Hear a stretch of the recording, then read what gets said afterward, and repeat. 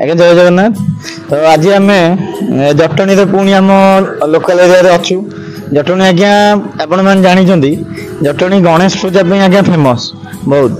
ତ ବର୍ତ୍ତମାନ ମାଘ ମାସ ସିଜିନ୍ ଚାଲିଛି। ମାଘ ଶୁକ୍ଳ ପଞ୍ଚମୀ ତିଥି ଆଜ୍ଞା କାଲି ମା ବାଗଦେବୀ ସରସ୍ୱତୀଙ୍କୁ ଆବାହନ ହବ।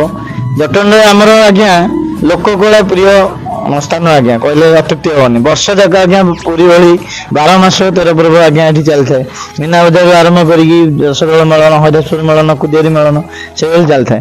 ତ ବର୍ତ୍ତମାନ ପୁଣି ସେଇ ଗଣେଶ ପୂଜା ମେମୋରିକୁ ଭିତ୍ତି କରି ଆମେ ଭାବିଲୁ କି ନାଇଁ ଆମର ଦର୍ଶକ ମାନଙ୍କୁ ଆମର ଗଣେଶ ପୂଜା ଭଳି ସରସ୍ୱତୀ ପୂଜା କେମିତି ମୂର୍ତ୍ତି ଆଜ୍ଞା ତିଆରି ହଉଛି ସେ ଉପରେ ଗୋଟେ ଭିଡ଼ିଓ ବନେଇବାକୁ ଆମର କେତେ ଜଣ ସବସ୍କ୍ରାଇବର ଭାଇମାନେ ରିକ୍ୱେଷ୍ଟ କରିଥିଲେ।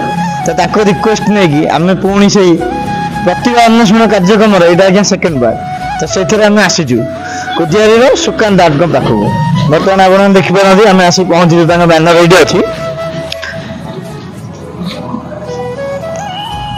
ସୁକାନ୍ତ ଆର୍ଟ କୁଦିଆରୀ ଜଟଣୀ, ଏଠାରେ ସମସ୍ତ ପ୍ରକାର ମୂର୍ତ୍ତି ତିଆରି କରାଯାଏ, ଅର୍ଡର ବି ଦିଆଯାଏ। ଆପଣମାନଙ୍କ ମୋବାଇଲ ନମ୍ବର ବି ରହିଲା। ଆପଣମାନେ ଯଦି କୌଣସି ପ୍ରକାର ମୂର୍ତ୍ତିର କାମ ବି ଚାହାନ୍ତି, ଦେବଦେବୀ ପୂଜା ସିଜିନ୍ କିମ୍ବା ନିଜର ଘର ପାଇଁ କିମ୍ବା କେତେ ଜଣ ସଉକ ପାଇଁ ବି ମୂର୍ତ୍ତି କରନ୍ତି, ସବୁ ପ୍ରକାର ମୂର୍ତ୍ତି ଆଜ୍ଞା ଡିଜାଇନ୍ ଆଭେଲେବୁଲ୍। ତ ଉପରେ କଣ୍ଟାକ୍ଟ ନମ୍ବର ଅଛି, ଆପଣମାନେ ତାଙ୍କୁ କଣ୍ଟାକ୍ଟ କରିପାରିବେ। ଚାଲନ୍ତୁ ସୁକାନ୍ତ ଭାଇଙ୍କ ପାଖକୁ ଯିବା, ଆଉ ମୂର୍ତ୍ତି କେମିତି କ'ଣ ତିଆରି କରୁଛନ୍ତି ଦେଖିବା। ଆସନ୍ତୁ।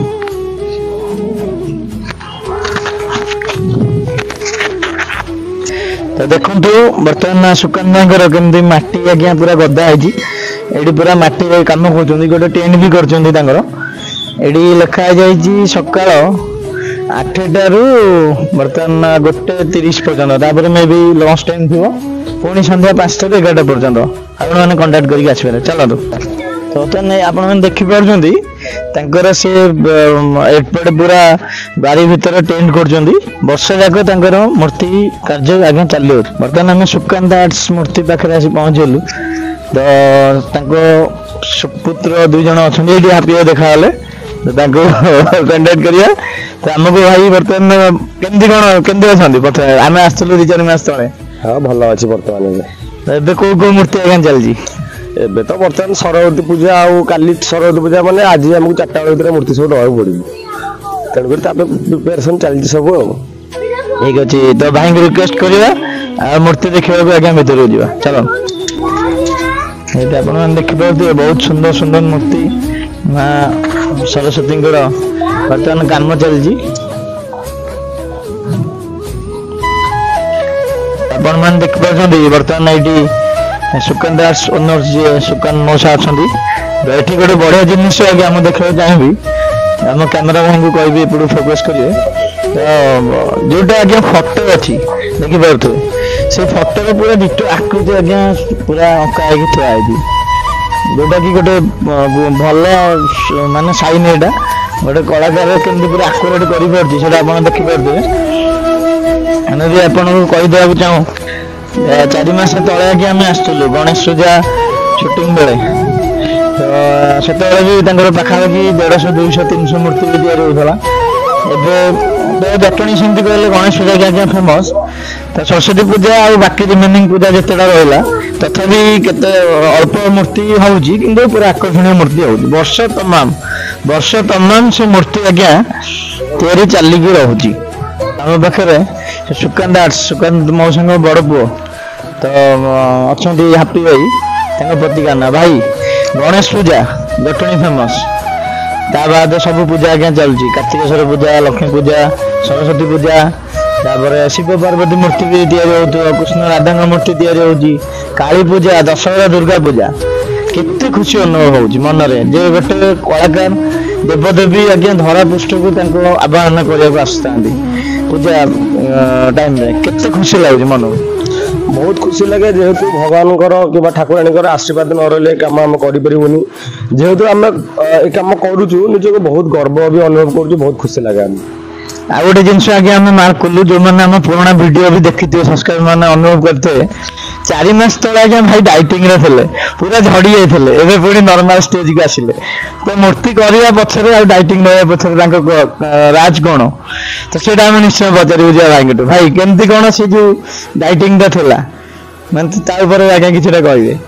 ନାଇଁ ଯେହେତୁ ଆମର 6 ମାସ 8 ମାସ ଧରି କାମ ଜୋରସୋରରେ ହୁଏ, ଯେହେତୁ 14-15 ଘଣ୍ଟା ଦିନକୁ ଆମକୁ ଖଟିବାକୁ ପଡ଼େ, ତେଣୁକରି ଖାଇବା ପିଇବା ବି ଟ୍ରବୁଲ ରହେ, ଠିକ୍ ଟାଇମ୍ରେ ଖାଇ ନ ପାରୁ। ତେଣୁକରି ମୁଁ ଏମିତି ଡାଇଟିଂରେ ଗୋଟେ ରହିଲି, ମାନେ 14 ଘଣ୍ଟା ମୁଁ କିଛି ଖାଏନି, ଯେଉଁ 8-10 ଘଣ୍ଟା ମୁଁ ଖାଏ ପ୍ରାୟତଃ ମାନେ ବିନା ତେଲ ମସଲା ଖାଦ୍ୟ ଖାଏ, ଯାହାଫଳରେ କି ମୋତେ କାମ କରିବାକୁ ଗୋଟେ ଉର୍ଜା ଲାଗେ, ଭଲ ମାନେ ନିଜକୁ ଗୋଟେ ଫ୍ରି ଲାଗେ, ତାପରେ ଦେହଟା ବି ଭଲ ରହିବ, କାମଟା ବି ଠିକ୍ ଠାକ୍ ଚାଲିବ। ବର୍ତ୍ତମାନ ଯେହେତୁ କାମ ଏଇନା ଟିକେ କମିଛି, ତାପରେ ଏବେ ଟିକେ ଡାଇଟିଂ ଛାଡ଼ିଛି ଏବେ ଆଉ। କୁହାଯାଏ ଆଜ୍ଞା ତୁଳସୀ 2 ପତ୍ରରୁ ଆସେ, ତ ଏଇ ଯୋଉ ମୂର୍ତ୍ତିଟା ଆଜ୍ଞା ସହଜରେ ବି ଗଢ଼ିବା ମାନେ ଭାରି ମୁସ୍କିଲ। ବିଶ୍ୱକର୍ମା ପୁରା ପ୍ରକୃତ ହେଇଥିଲେ ହିଁ ସେ ମୂର୍ତ୍ତି ଗଢ଼ିପାରିବ। ଆପଣ କହିବାକୁ ଗଲେ ବିଶ୍ୱକର୍ମା ସଦୃଶ ଆପଣଙ୍କ ଠାରୁ ହିଁ ଦେବଦେବୀଙ୍କର ମାନେ ଆବାହନ ଯୋଉ ପୂଜା ହୁଏ ପ୍ରୋସେସଟା ଆପଣଙ୍କଠୁ ଷ୍ଟାର୍ଟ ହୁଏ। ତ ଏଇ ଯୋଉ କଳା କ୍ଷେତ୍ରରେ ଯୋଉ ଆସିଲେ ବର୍ତ୍ତମାନ, ତ ଏଇ ଯୋଉ ଲାଇନକୁ ଆସିବାର ଇନ୍ସପିରେସନଟା ଆପଣଙ୍କୁ କାହାଠୁ ମିଳିଲା? ଦେଖନ୍ତୁ, ଆମ ବାପା ହେଉଛନ୍ତି ମାନେ 40-50 ବର୍ଷର ମିସ୍ତ୍ରୀ। ଯେହେତୁ ସେ ଘରେ କାମ କରନ୍ତି, ଆମେ ବି ପଢ଼ା ଟାଇମ୍ରେ ଛୋଟବେଳେ ସବୁ ଦେଖୁ, ଭଲ ଲାଗେ। ଯେହେତୁ ବାପାଙ୍କର ଏଇଟା କଳା ଅଛି, ସେ କଳାଟା ବି ମୋ ଦେହରେ ଆସିଲା, ମୋତେ ଭଲ ଲାଗେ। ପାଠ ପଢ଼ା ପଢ଼େ ଏମିତି ଆସ୍ତେ ଆସ୍ତେ ଛୋଟ ଛୋଟ ମୂର୍ତ୍ତି କରୁ ଗୋଟେ ପ୍ରେରଣା ମିଳିଲା ବାପାଙ୍କଠୁ ଯେ ଏ କାମ କରିବି। କରୁ ବାପାଙ୍କର ବି ଗୋଟେ ଇଚ୍ଛା ଥିଲା ଯେ ନାଇଁ ଗୋଟେ କେମିତି କ'ଣ ମିସ୍ତ୍ରୀ ହେବାକୁ, ମୋ ପୁଅ ମିସ୍ତ୍ରୀ ହେବ। ହଉ ଚାଲିଲା ଯେତିକି ବାଟ, ଭଗବାନଙ୍କର ଆଶୀର୍ବାଦ, ଆମେ କିଛି ନୁହଁ। ଗୋଟେ ଯଦି କହିବି ଗୋଟେ ବର୍ଷ ଭିତରେ ଯେତିକିଟା ଆମର ପୂଜା ଆଜ୍ଞା ପଡ଼େ, ଆପ୍ରୋକ୍ସିମେଟଲି ଆପଣଙ୍କର କେତେଟା ମୂର୍ତ୍ତି ହୁଏ, ଆଉ କେତେ କୁଆଡ଼ୁ ଆସେ କଲ୍, ଆଉ କେତେ ସମୟ ଲାଗେ, ପ୍ରୋସିଜର କେବେଠୁ କେବେ ଷ୍ଟାର୍ଟ ହୁଏ, ସେ ବିଷୟରେ ଆମେ ଦର୍ଶକମାନଙ୍କୁ କୁହନ୍ତୁ। ଦେଖନ୍ତୁ, ଆମର ଆକ୍ଚୁଆଲି ଯଦି ହିସାବ କରାଯିବ ମାନେ ସରସ୍ୱତୀ ମୂର୍ତ୍ତି ଲାଷ୍ଟ ନୁହେଁ, ଏଇଟା ଫାଷ୍ଟ।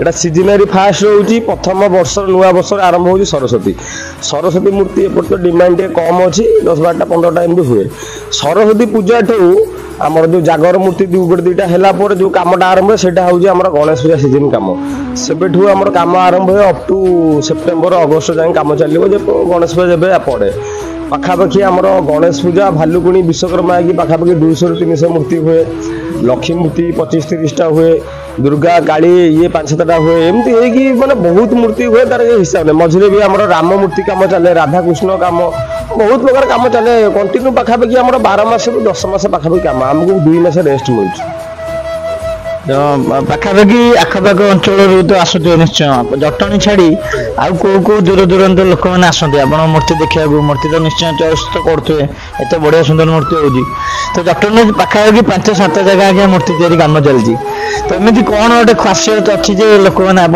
आट्राक्शन नहीं आसुँच देखो सेतबे मीडिया जुग नाला इंटरनेट डेभलपमेंट हो नाला तेणुक लोक मैंने जापारे कौट कम हो कौन हो आस्ते आस्ते लोक मैंने जाइले जटणी कुदिरे हो कम भल कम हो तेणुक पाखापाखि 8-10 वर्ष हम बहुत बाटर आसन लोक माने आमर आखापाखि खोर्धा पुरी भुवनेश्वर पिपिली कटक ब्रह्मगिरी उत्तरा एपट एरिया पाखापाखि 10 खंड एरिया जिला भितर पाखापाखि लोक एमती कि ब्रह्मपुर गंजाम फंजाम सेपट भी बहुत आम राम मूर्ति फामूर्ति जाए आमर तापर लोक मैंने भी मीडिया देखिले जानिले तापर कांटेक्ट नंबर भी आमर अच्छी मोर भी यूट्यूब चैनल अच्छी लोक मैंने कांटेक्ट करते आसते खुशी मूर्ति लेके जाती माने मूर्ति संख्या कहया गले 300-500 पार किंतु कारीगर हिसाब से आपन बाबा आपन भाई अच्छा या छाड़ी आउ किसी अलग कारीगर आपण मैंने हायर करती देखो आमर गणेश पूजा सीजन टा जेहेतु बड़ कम से टाइम आमर बापांकर सांगसाथी अच्छा कलिपा जेहेतु बापा कलिकतार कम शिखुले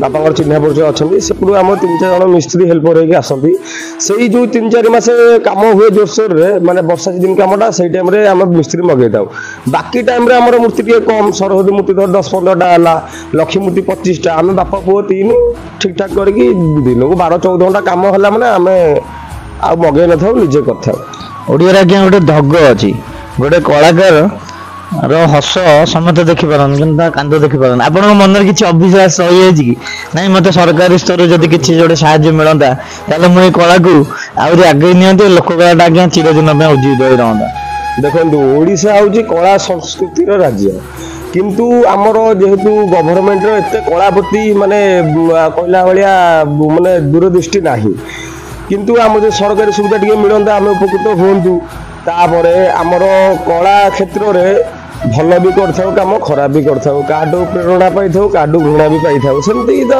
माने दुख सुख लगिक रही था आ गोटे जिनस हूँ कलाकार जीवन में एक्चुअली दुखटा कहीं जापारती ସମସ୍ତେ ଜାଣନ୍ତି ହଁ ମୂର୍ତ୍ତି କରିଛି ଏତେ ଟଙ୍କା କମେଇଦେଲା ସେତେ ଟଙ୍କା କମେଇଦେଲା, ତା ପଛରେ କେତେ ସଂଘର୍ଷ କେତେ କଷ୍ଟ ସେଟା କେହି ଜାଣିନଥାନ୍ତି।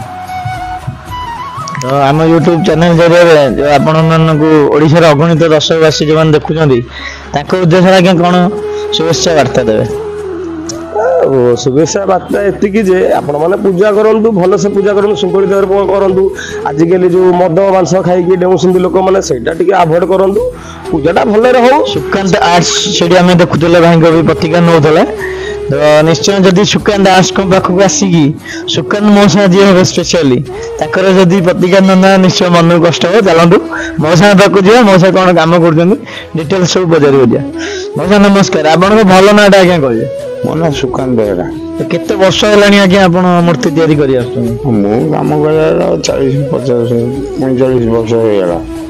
आज्ञा निश्चय बहुत अभिज्ञता भी थिबा आपनकर। आपनको टाइम रे जतले मूर्ति सब तयारी होतला बर्तमान एबर नुआ मूर्ति आज्ञा कस्टमर चाहिदा कहले समस्त डिमांड करथे हम मूर्ति एमती आइथिया दरकार सेमती आइथिया दरकार। जो आजिकल सब अपभ्रंश संस्कृति करिकी मूर्ति डिजाइन चेंज करिया को कहउछन जोटा कि गवर्नमेंट स्तर रे एक्सेप्टेबल होउनी से माननको पई कोन आपण संवाद देउ चाहिबे? ना सेमती मूर्ति हम करूनु कहीं ना गवर्नमेंट जोटा बैन करूची सेमती मूर्ति हम करूनु। आम फोटो द्वारा देखिकी जो भल मूर्ति आसी से मूर्ति ही तैयार करू पूजा मूर्ति। तो सरकारी स्तर रे आज्ञा गवर्नमेंट रो किछि सहायता मिली कि आपन को जेमति कलाकार भत्ता हो कि एक्सवाइजेड जहाँ भी मिलेनी? आपण गोटे खुशी खबर कह देବାକୁ चाहूँ बर्तमान राज्य सरकार तरफ आगामी वर्ष 50,000 सीट बाहर था एवं आउ 30,000 कलाकार भत्ता आडिशन बाहर निश्चय रिक्वेस्ट करी भाई को भी कहबी आम चैनल द्वारा सूचना देवी निश्चय आगू जब बाहर आप अप्लाई करेंगे आ जो लोक कलाटे बचापी आपको किसी मात्रा उत्साहित मिल पार। तो आम जटणी आज्ञा कह गले गणेश पूजा फेमस तो बागदेवी केमती कौन चाहिदा अच्छी सरस्वती पूजा? सरस्वती पूजा विशेष चाहिदा नहीं तथापि आस्ते आस्ते चललानी चाहिदाटा आस्ते आस्ते बढ़ुची। आज्ञा हाँ तो माने समस्त देवदेवी आद्य कार्यक्रम आपण ही आरंभ हुए विश्वकर्मा सदृश आपण मन केते खुशी जात होची जे नहीं आम ठाकुराणी ठाकुर को गढ़ुचु देव पूजा अर्चना जरिया से पूजा अर्चना भी होची प्राणन्यास जीवन्यास दिया होची शेष विसर्जित करा जाउची। तो जो प्रोसेसटा चले आपणकर माने वर्ष तमाम जो प्रोसेस चले केबेठू आरंभ हुए केबे शेष हुए? आमर एटा मार्च मास आरंभ हुए काम शेष हुए आमर डिसेम्बर मास आड़ी शेष हो जाए पुणी जनवरी ठू सरस्वती मूर्ति काम आरंभ हो ये शेष हुए जाई से डिसेम्बर रे शेष हुए। ठीक अच्छे आम मौसम प्रतिक्रिया नौलु बहुमूल्य समय आम यूट्यूब चैनल प्रति किसी समय आपन चैनल जय जगन्नाथ। जय जगन्नाथ।